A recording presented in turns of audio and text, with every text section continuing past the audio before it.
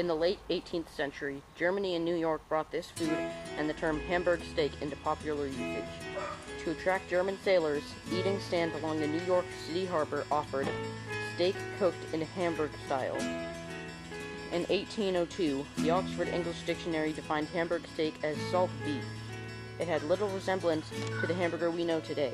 Today, this hamburger patty is no longer called the Hamburg steak, but rather called fricadella, or boulette, originally Italian and French words.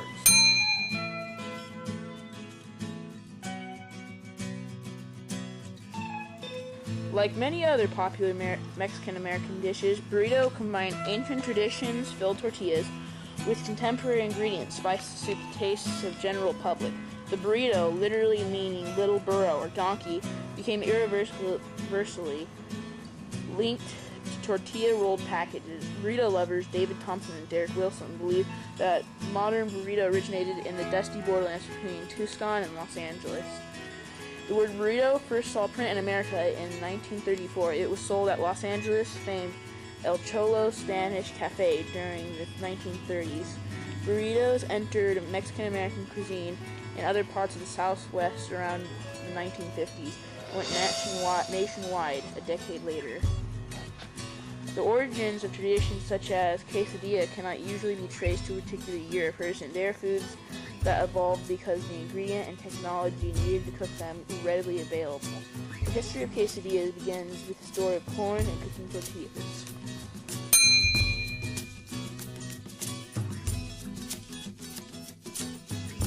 Asian food was introduced to the United States in the mid-1800s when Chinese immigrants from Canton began settling in California. At that time, the food was consumed primarily by the Chinese community. Chinese food became popular with young cosmopolitans in the 1920s because it was considered exotic. It wasn't until after World War II that Asian cuisine piqued the interest of mainstream America. Sylvia Lovegren's Fashionable Food, 7 Decades of Food Fads, describes America's 20th century Asian food fads. In the 1960s, Polynesian theme restaurants and bars were all the rage. While Chinese food was introduced to America in the mid-19th century, Vietnamese cuisine was generally unknown to mainstream American diners until the 1970s. Coincidentally, this period also marked the genesis of fusion cuisine, a conversion of fresh foods, exotic tastes, and interesting textures.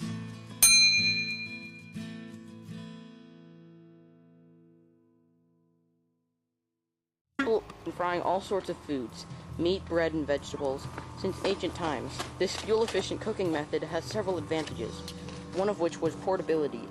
Dredging meat with flour and spices before cooking tenderized the item and enhanced its flavor. Medieval European cooks built on this concept, creating fricassee.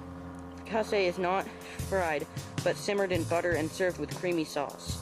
In the United States, fried chicken is traditionally a southern dish. Maryland-style fried chicken is traditionally served with gravy, reminiscent of fricassee. Chicken is a global food. Recipes vary according to time, culture, and cuisine.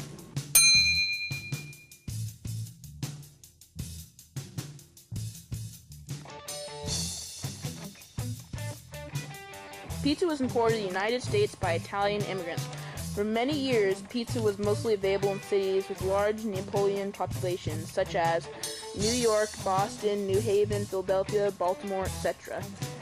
It wasn't until American soldiers returned from World War II that pizza became a national phenomenon. While not yet an official fast food, pizza was soon giving the fast food runs for the consumer's money. By the mid-1950s, thanks to the popularity of spaghetti and tomato sauce, a taste for white, farinaceous base slathered in thick and salty tomato sauce had become an integral part of the American palate. The country was therefore well primed for the invention of pizza.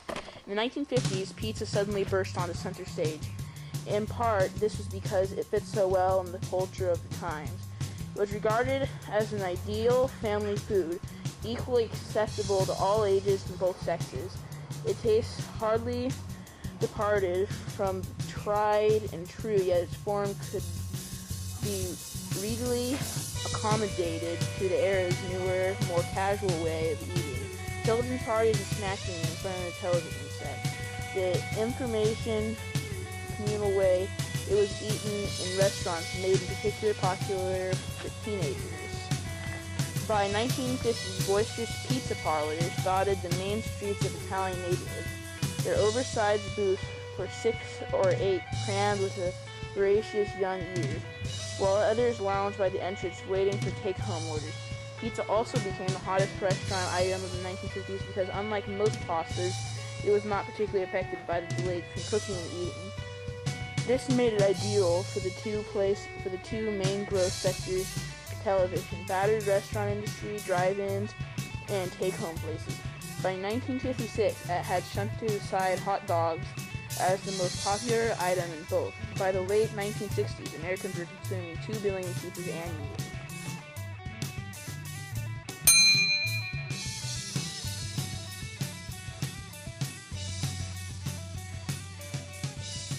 There are also bad parts of fast food. For one, it can be very, very bad for you. Also, it can cause diabetes and other diseases, and can cause one to become obese. Fast food is also very poorly prepared, and many chemicals and waste can get into it. Also, if one is not careful, you can become very, very addicted to fast food. Even though you just heard the cons, there are some pros of fast food. It tastes delicious. It's extremely cheap. You don't have to make it. Plus, it's really fast, so you can get it whenever you want.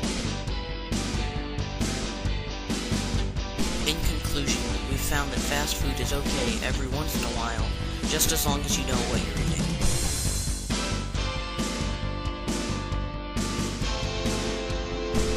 For more information, check your local library or go online to www.mixspotlight.org.